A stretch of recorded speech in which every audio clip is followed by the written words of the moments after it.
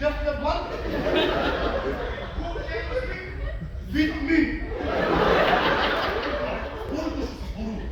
Кој појма нема Андрей?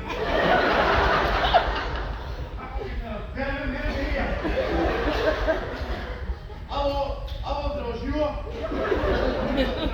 Ало, здраво живо. На телефоне Фил Бротман.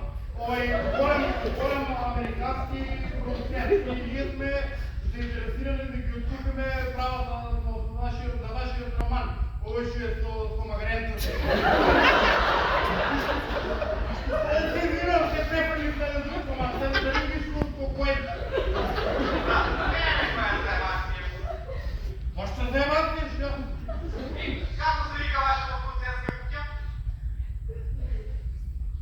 Нашата продуцентска куќа се вика... Големски филм, вишо! Не, само големски филм.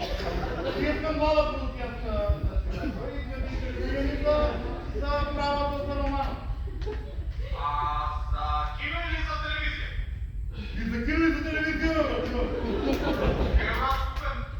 Само имаме еден услов. Сакам јас сам да ја направам адаптација. Шало, полека важно ти си како важно не. Значи ние имаме собствена драматургија, он е многу јак, он ќе си онала драматургијата, шо? Не, брат, инсистирам јас сам да ја направам адаптацијата, тоа е. Инсистирам? Ајде, па ти шо ме важа. Бе, што ти е? Што те мога, слушай, да знаеш, ние сме мала продуцентска куќа, ние сме многу финансиски моќни, ако не си алчен, ако не правиме муга за многу пари. Уживај, брат, уживај, за пари ќе се договориме. Кажи ми кога може да се видиме, господине? Майко Фелп. Значи не е проблем, ние ќе побараме, ќе договориме вечер и ќе разговараме детали. Хубава вечер да имате сега, поздрав!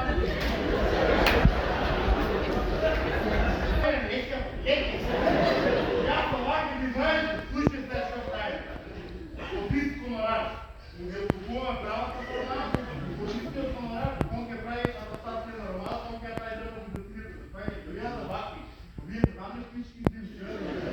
Ја за ваки можем парно да имам голем американски продуцент. Чао. А жена?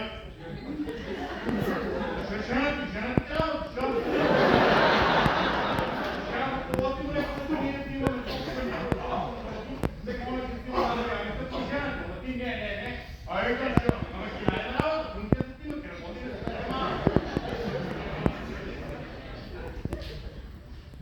Заборави да прашаш каде е жена ми, идиот.